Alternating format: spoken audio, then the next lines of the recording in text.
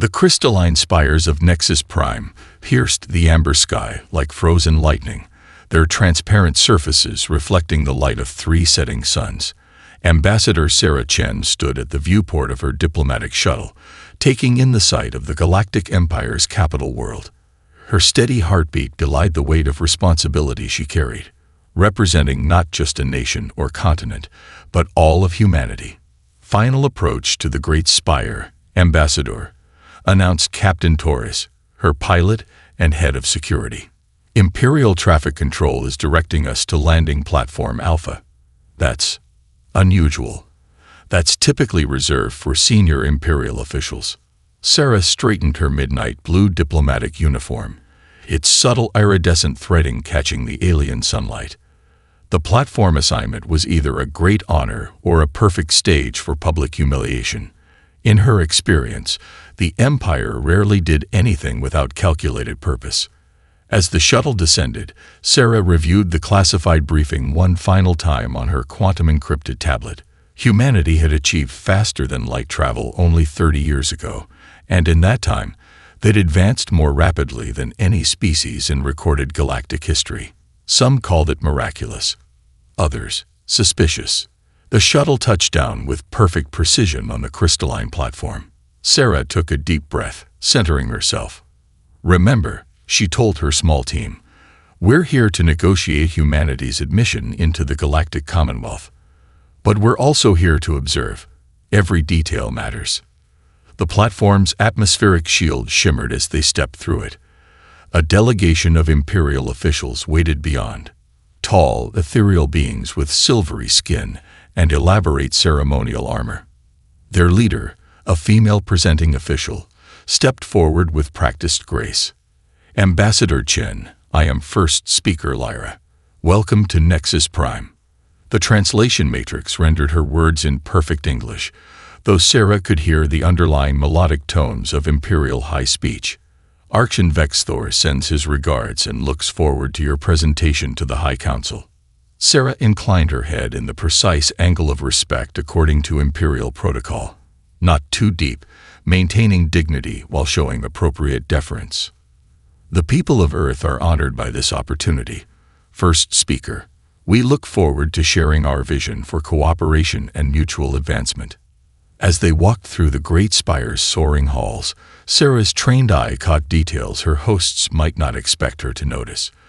The density of security drones disguised as decorative orbs, the subtle scanning beams washing over them, the way certain Imperial officials touched their ceremonial sashes, likely concealed communication devices.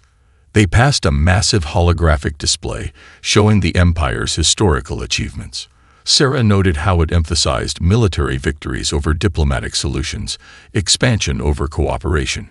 Yet what caught her attention most was what wasn't shown: any mention of species that had challenged Imperial authority. "Impressive," Sarah commented carefully. 10,000 years of unbroken rule must provide tremendous stability. First Speaker Lyra's smile remained diplomatic, but her silver eyes sharpened. "The Empire endures because we understand our role in maintaining galactic order. New species often require time to appreciate this truth." They reached the diplomatic quarters, a suite of rooms that managed to be both luxurious and subtly intimidating with its scale and alien architecture. First Speaker Lyra bid them farewell with impeccable courtesy, promising to return in the morning to escort Sarah to her first council session. Once alone, Sarah activated the quantum privacy field Earth had developed, undetectable by Imperial sensors. "Initial impressions," she asked her team. Dr. Patel, their xenoanthropologist, spoke first. "Their technology is advanced, but static. I saw no evidence of recent innovation in their architectural designs or systems." "They're afraid," Captain Torres added, completing his security sweep. "All that power, and they're still afraid. Of us, of change."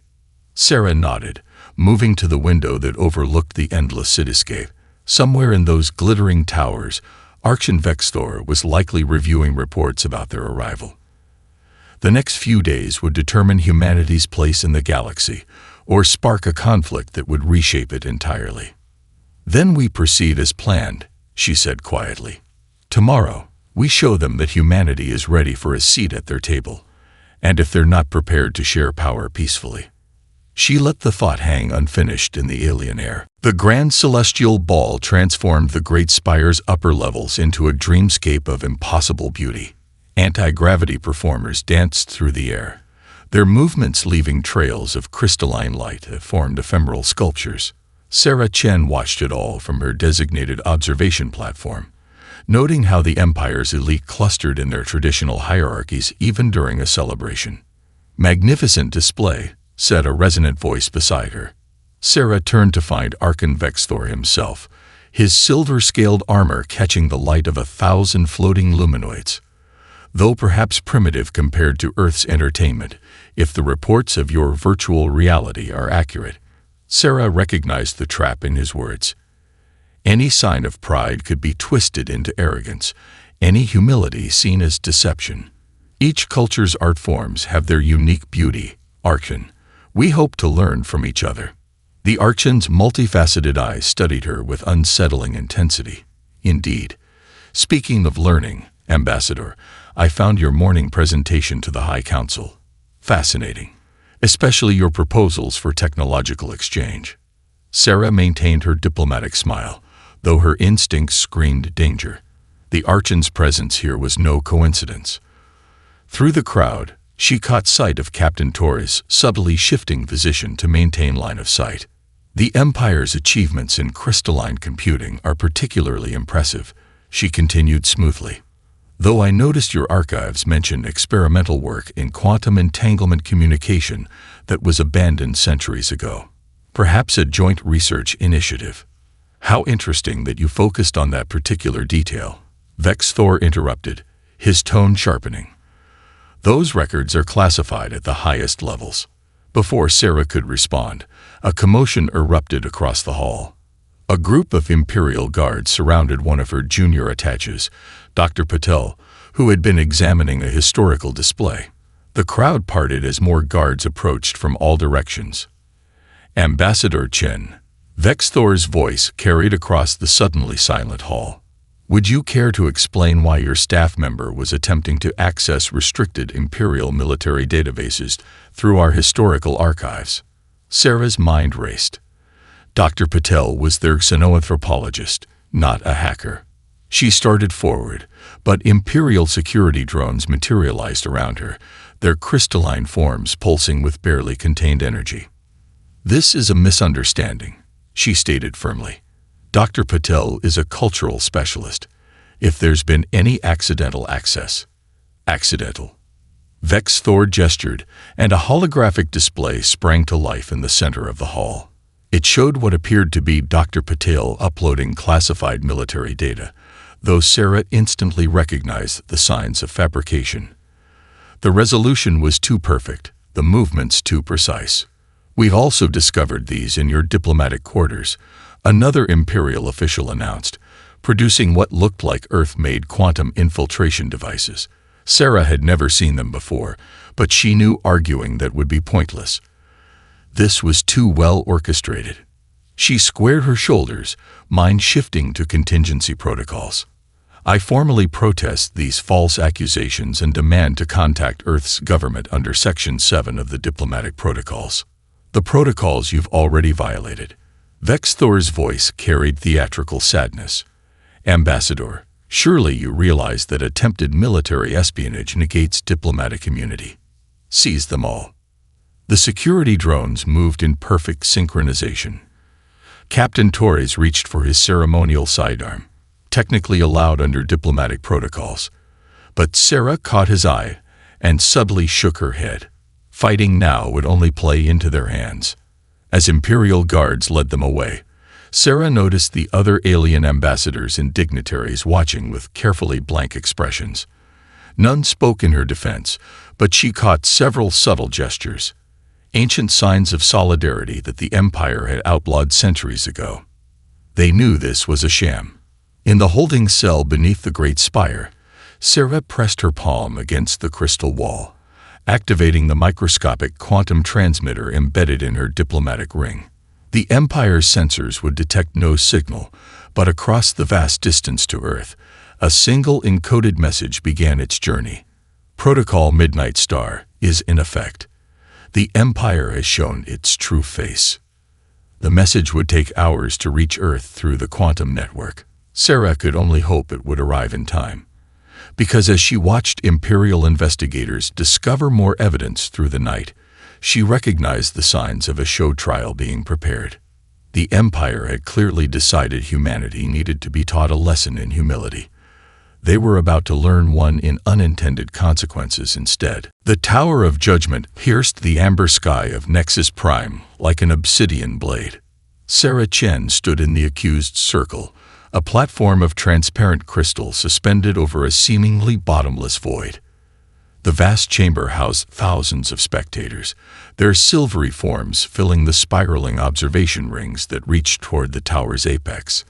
Ambassador Sarah Chen of Earth intoned the chief adjudicator, his voice resonating through the chamber without technological aid.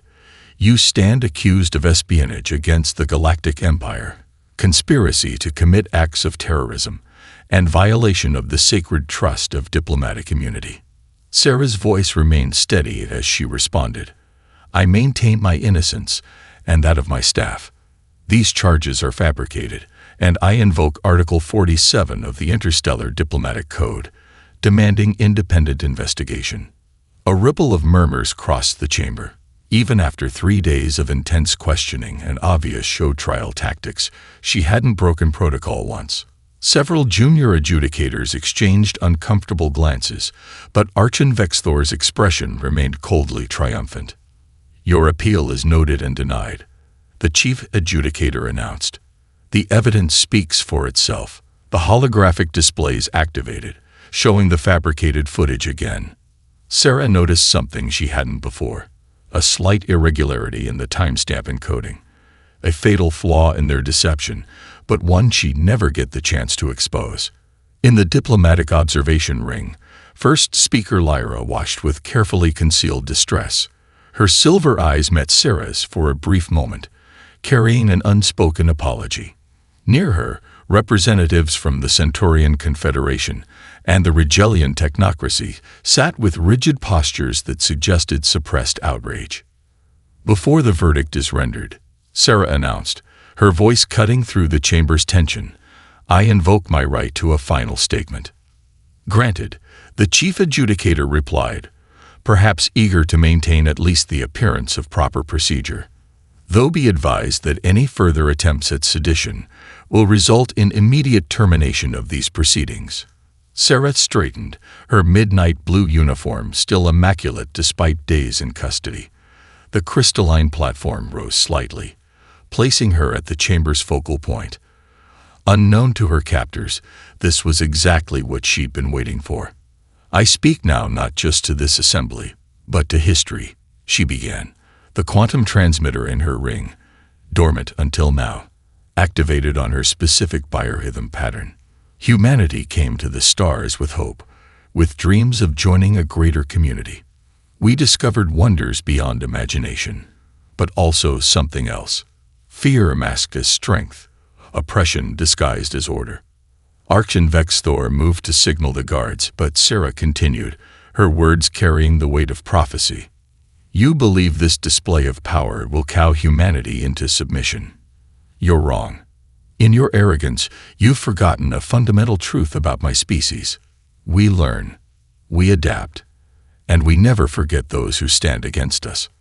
The chamber's security systems began detecting unauthorized transmissions, but it was too late. Deep in the tower's communication center, a young Rigelian technician, whose species remembered their own humiliation at Imperial hands, had already ensured Sarah's words were reaching far beyond these walls.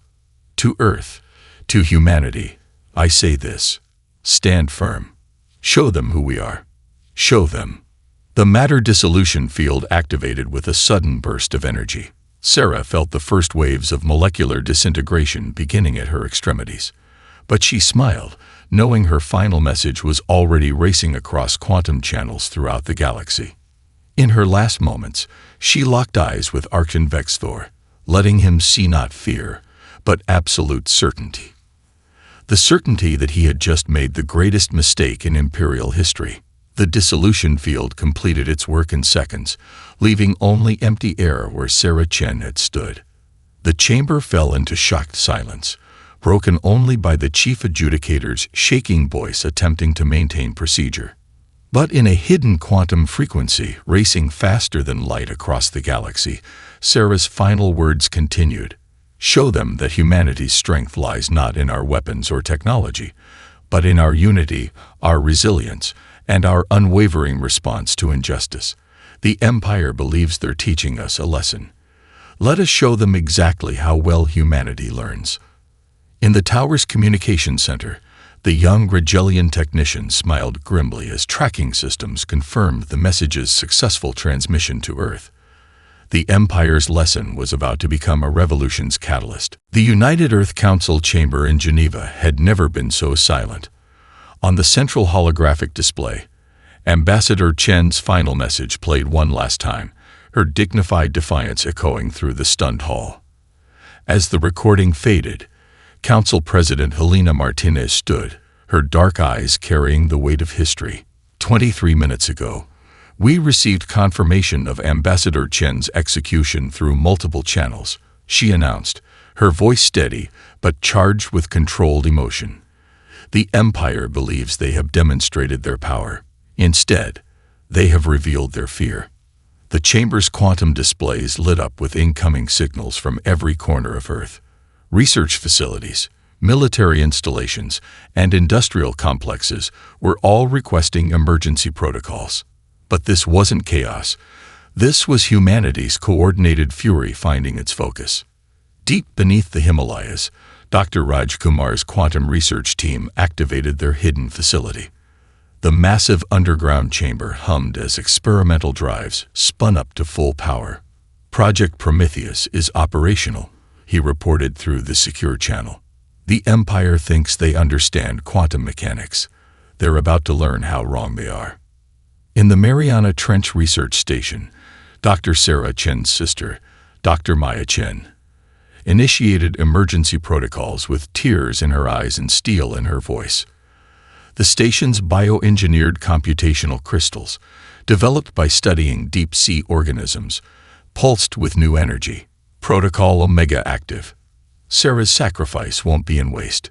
The Empire never bothered to look beneath the waves. Their loss. The Amazon Preservation Zone's camouflaged hangars opened their canopies to the sky. Fleet Admiral Carmen Rodriguez watched as the first wave of Earth's primitive ships rose into the afternoon sun. Their hulls contained technology the Empire had dismissed as theoretical. Humanity had simply chosen to keep their true capabilities hidden. All stations report ready, her XO announced. The Lazarus Protocol is in effect. The Empire expects us to rage blindly. Rodriguez addressed her crews through the quantum network. They expect primitive weapons and predictable tactics.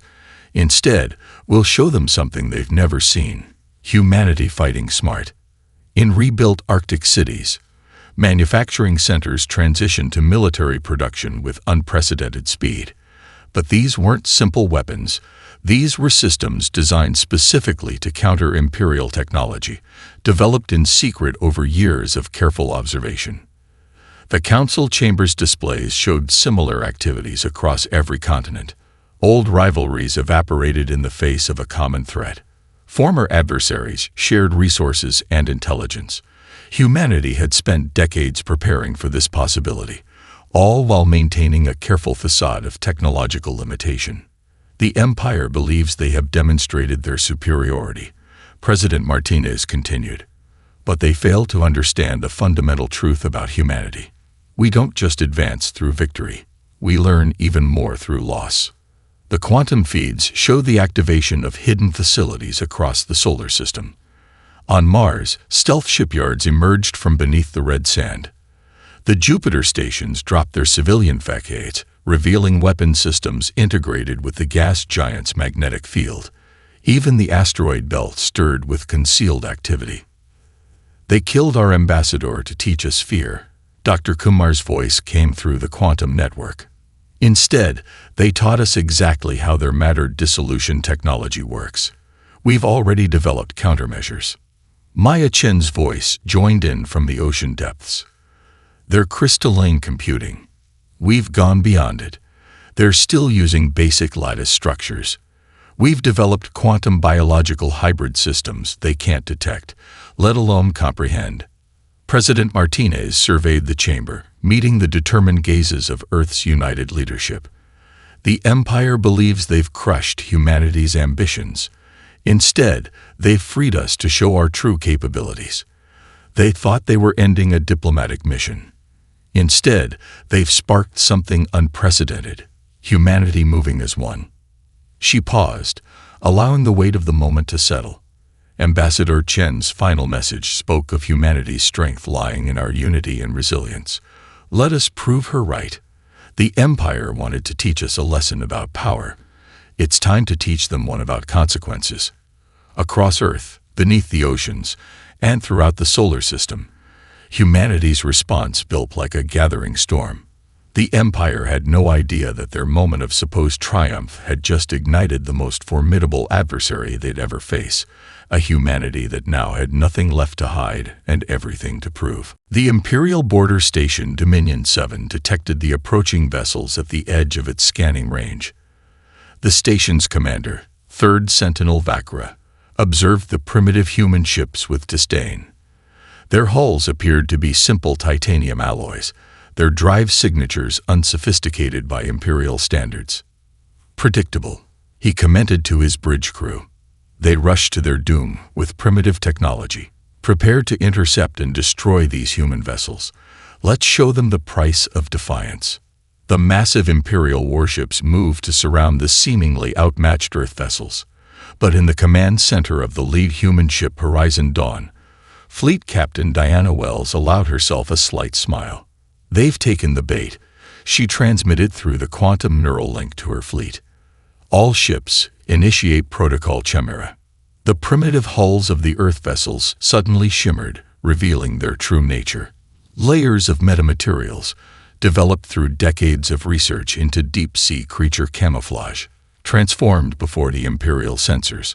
The simple titanium signatures became complex quantum crystalline matrices, far more advanced than anything the Empire had achieved. On Dominion 7's bridge, alarms blared as their sensors struggled to make sense of the transformation. Impossible, Vakra breathed. Their energy signatures are evolving. The human ships moved with impossible precision, their formations shifting like schools of fish. Inside the Horizon Dawn, Captain Wells and her crew operated through direct neural interfaces, their thoughts moving their vessels faster than physical controls ever could. The Empire thinks they understand quantum entanglement. Dr. Kumar's voice came through the neural net from his control center on Earth. Show them what we've actually achieved. The human fleet split into perfect synchronized pairs, their quantum link drives allowing them to move as single units despite vast distances. Imperial targeting systems, designed to predict conventional space combat, failed completely against the organic, almost fluid movements of the Earth ships. Their shields are based on crystalline harmonics. Maya Chen's voice joined the neural link from her deep-sea command post. Execute Operation Dissonance. Earth's ships released clouds of engineered quantum particles, each programmed with the exact frequency to disrupt Imperial shield technologies. The particles, inspired by marine microorganisms, adapted and evolved in real time to counter Imperial defensive adjustments. Vakra watched in horror as his station's supposedly impenetrable shields began to flicker. Impossible. Their technology is too primitive for this level of quantum manipulation. You mistake patience for primitiveness, Captain Wells transmitted on an open channel. Humanity hasn't been merely catching up. We've been watching, learning, and moving far beyond your static technologies. The Earth fleet's true weapons came online. Instead of conventional energy beams or projectiles, they fired precisely modulated quantum fields that simply ignored Imperial armor, disrupting the crystalline computing cores that powered Imperial ships. Inside the Earth vessels, AIs developed in secret and trained on millions of combat simulations calculated optimal attack patterns. They worked in perfect harmony with their human crews, achieving a synthesis of organic intuition and machine precision that the Empire had never imagined possible. Signal detected from the station, reported Lieutenant Sarah Chin Jr., named after her aunt, the fallen ambassador. They're attempting to transmit a warning to Imperial Command.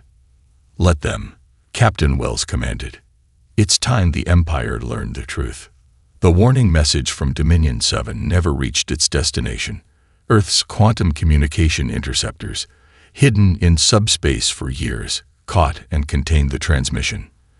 The Imperial station's crew watched in stunned silence as their mighty warships were systematically disabled by an enemy they had gravely underestimated.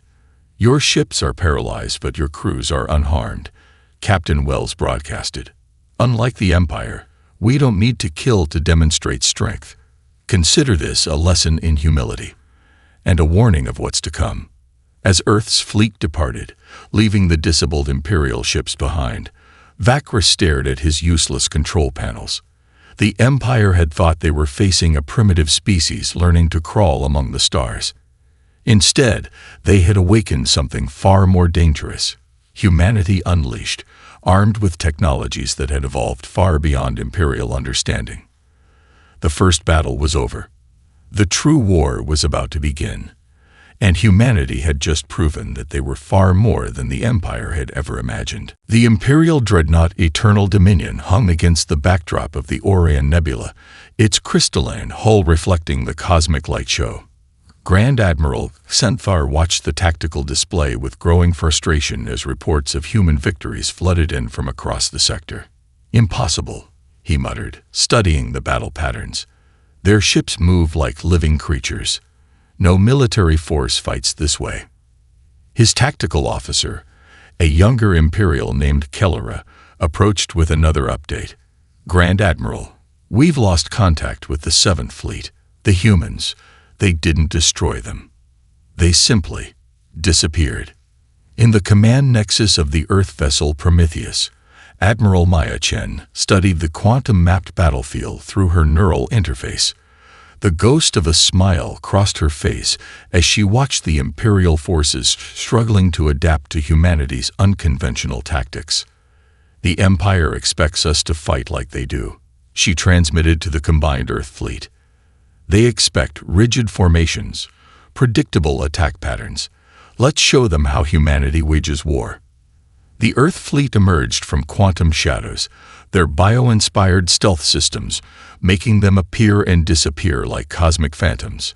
Each ship's AI battle system had been trained on thousands of years of Earth's military history, from ancient naval battles to modern space warfare simulations. Multiple Imperial dreadnoughts on intercept course, reported Captain James Rodriguez, Maya's second-in-command. "They're attempting to predict our emergence points." "Let them try," Maya responded, activating the fleet-wide neural link. "Execute Operation Hydra." The Earth ships split into smaller units, each operating with apparent independence, but actually connected through quantum entanglement networks. As Imperial ships fired their energy weapons at predicted locations, the human vessels seemed to flow around the attacks like water around rocks. Deep in the Prometheus's engineering section, Dr. Kumar's latest innovation came online. "Biomimetic shield adaptation is active," he reported. "Just like the jellyfish we studied in the Mariana Trench. The harder they hit us, the stronger our defenses become."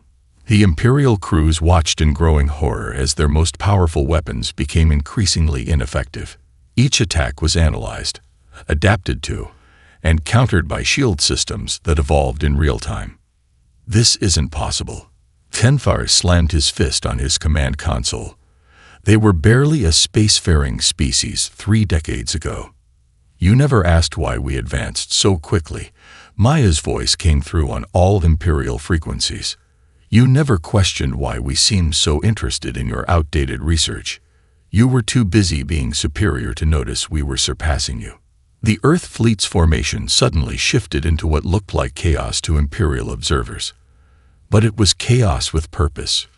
patterns based on Earth's ocean currents, on the movement of hunting wolf packs, on the defensive formations of ancient Roman armies. The Imperial tactical computers, designed for traditional space warfare, failed to predict these organic, evolving strategies.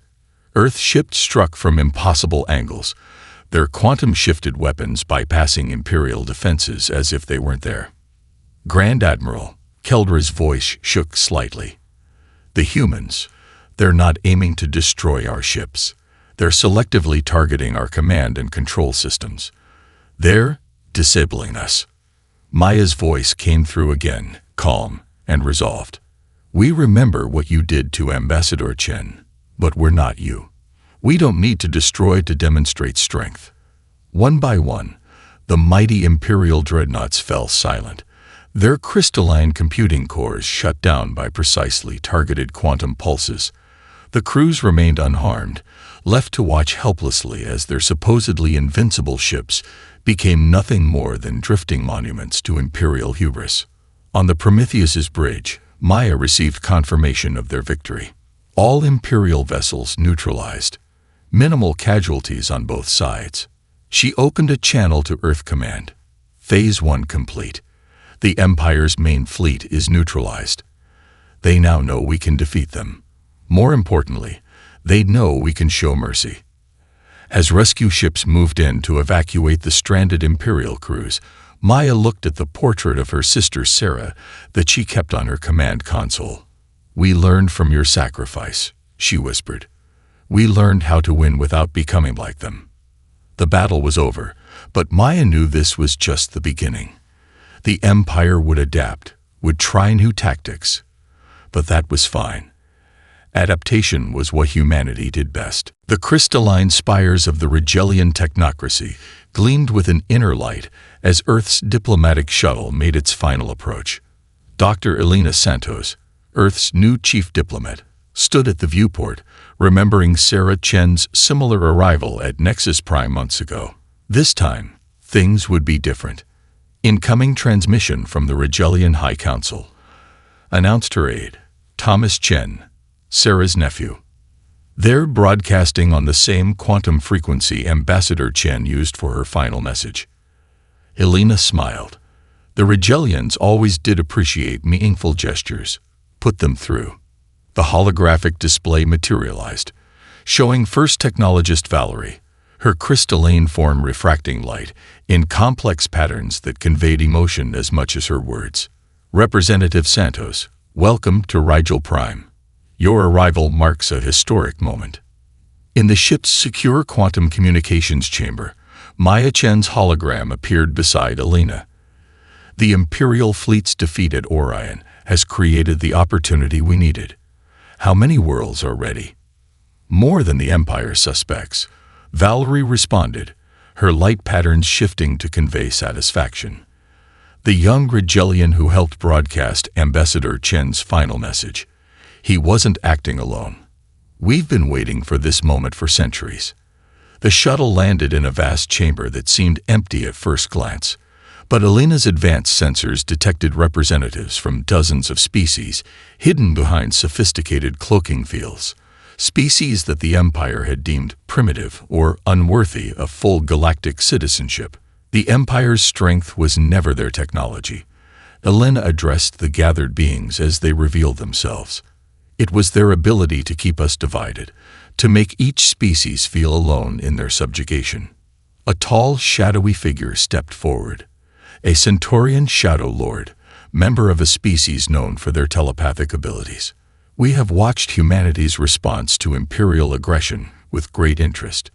You fight differently. You adapt. You show mercy where the Empire shows only dominance. Elena gestured, and holographic displays activated around the chamber, showing the battles that had taken place since Ambassador Chen's execution. Not just the victories, but the aftermath. Human ships rescuing Imperial crews, providing medical aid, treating prisoners with dignity. The Empire believes that power flows from fear, Elena continued. We believe it flows from unity. From combining our strengths, learning from each other, growing together. The chamber's quantum field rippled as more species revealed themselves. The silicon-based Aldebarans, whose crystalline technology had inspired the Empire's own systems generations ago. The energy beings of the Pleiades Collective, who had feigned primitiveness to avoid Imperial attention. Each had their own story of oppression, their own hidden strengths. "We've prepared something," Valerie announced, activating a central hologram. A new form of quantum crystalline technology, combining Rigelian crystal engineering with human biomimetic adaptation principles. But we needed your neural interface systems to make it work. The hologram showed a network of interconnected nodes spreading across the galaxy, a new form of faster-than-light communication that could bypass Imperial control entirely. "The Andromeda Accords," Elena read from the glowing text. "A foundation for a new galactic society, based on the principles Ambassador Chen died defending." Thomas added softly, "Equality, cooperation, mutual growth." One by one, representatives stepped forward to add their species' unique signature to the Accords. Each signature carried coded information about their hidden capabilities, their secret technologies, their true strength. Maya's hologram watched with fierce pride. Sarah believed this was possible. She saw a galaxy where species helped each other advance, not one ruled by fear. The Centaurian Shadow Lord's telepathic voice resonated through the chamber. The Empire thought they were punishing humanity. Instead, they awakened a force they never imagined. Not just one species fighting back, but an entire galaxy ready for change. Elena placed Earth's signature on the Accords, watching as the quantum encryption locked it into place. The Empire wanted to teach us our place in the galaxy. Instead, they helped us find our true purpose, bringing together those they tried to keep apart. As the gathered representatives began sharing their hidden knowledge, their secret advances, their suppressed innovations, a new power was taking shape. The Empire had spent millennia building their control through division and fear. It had taken humanity to show the galaxy a different path, one of unity, adaptation, and hope. The revolution wouldn't just be fought with ships and weapons. It would be won with alliances, with shared knowledge, with combined strength. The Empire was about to learn that their greatest mistake wasn't making humanity their enemy. It was giving them a reason to make friends. The great spire of Nexus Prime looked different now. Its crystalline walls, once symbols of imperial might, reflected the combined fleet that surrounded the capital world. Earth vessels moved in perfect synchronization with Rigelian quantum ships, while Centaurian shadow crafts slipped between dimensions around them. The Empire's seat of power was encircled not by a single species' military might, but by the united strength of a galaxy awakened. Admiral Maya Chen stood on the bridge of the Prometheus, her hand resting on the console where her sister's picture still sat. Final status report. Imperial defensive grid is neutralized, reported Captain Rodriguez. Their own people disabled it from within. Seems we're not the only ones who remember Ambassador Chen's last words. In the Imperial throne room, Archon Vexthor watched the holographic displays with disbelief. The Empire's supposedly unbreakable control was shattering not through force alone, but through something far more potent, hope. "My lord," a junior officer reported, trembling. "We're detecting quantum signal broadcasts from everywhere, every world, every station, every fleet. They're all sharing the same message." The throne room's displays activated without command. Sarah Chen's final speech played across every screen, but now interwoven with thousands of other voices, species after species revealing their true strength, their hidden advances, their unified determination. The massive doors to the throne room dissolved into quantum particles as Elena Santos walked in, flanked by representatives from 24 species. Behind her, Thomas Chen carried a simple data crystal containing his aunt's final transmission. Archon Vexthor. Elena's voice carried the weight of not just humanity, but of all those the Empire had underestimated. "You sought to teach humanity its place. We learned a different lesson instead." Outside, the combined fleet demonstrated their perfect harmony. Earth's biomimetic shield technology merged with Rigelian crystal matrices, while Aldebaranian energy constructs created defensive patterns that defied Imperial understanding. "You can still fire upon us," Alina continued, gesturing to the Imperial weapons that remained. "You can choose the path of violence, as you did with Ambassador Chen. Or you can choose to learn, to grow, to join something greater than Empire." Vexthor stood from his throne, his ancient armor gleaming. "You think defeating our fleets grants you the right to dictate terms. The Empire has stood for 10,000 years, and it can stand for 10,000 more." Maya's voice came through the quantum link, but not as a force of domination. Sarah believed in a galaxy united by cooperation, not fear. Her death showed us the true face of Imperial power. Her legacy shows us a better way. The throne room filled with representatives from across the galaxy, species emerging from quantum shadows, dropping holographic disguises, revealing their true forms and capabilities. Many were races the Empire had dismissed centuries ago, now returned with technologies that had evolved far beyond Imperial science. "You call humanity primitive." Thomas stepped forward, activating the data crystal. The room transformed as quantum crystalline technology merged with human neural interfaces, creating a shared space of perfect understanding. We were never primitive. We were learning, growing, and most importantly, making friends. In orbit, Maya watched as Imperial ships stood down one by one, their crews choosing to join the revolution that had begun with her sister's sacrifice. The Empire's strength had always been its ability to keep species isolated, fighting alone. They had no defense against unity. "The age of Empire is over," Alina announced, not just to the throne room, but to the galaxy. "Not because we defeated you, but because we choose to be something better. Together." Vexthor looked around his throne room, seeing not conquered subjects but equal partners in a new galactic future. With slow, deliberate movements, he removed his imperial crown. "Perhaps," he said quietly, "it is time for the Empire to learn a lesson of its own." In the center of the throne room, where Sarah Chen had once stood accused, a quantum memorial took shape, not just to one ambassador's sacrifice, but to all those who had dreamed of a united galaxy. The crystalline structure pulsed with combined technologies of a dozen species, each adding their own tribute, their own promise for the future. Humanity had come to the stars seeking community. Instead, they had helped forge something greater, a galaxy where strength came not from dominance, but from unity, where power meant not the ability to destroy, but the wisdom to build together. Sarah Chen's final message continued to echo across the quantum networks, but now it carried not just defiance, but hope. The Empire had sought to teach humanity its place in the galaxy. Instead, humanity had helped the galaxy find its true potential.